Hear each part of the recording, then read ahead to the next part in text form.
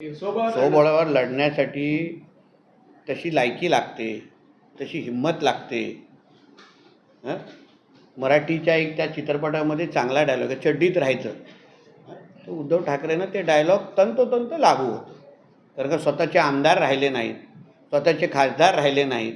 मी तर काल असंही ऐकलेलं आहे की गर्दी जमली नव्हती म्हणून ठाकरे कुटुंबाला जवळपास 1.5-2 तास थांबायला लागलं.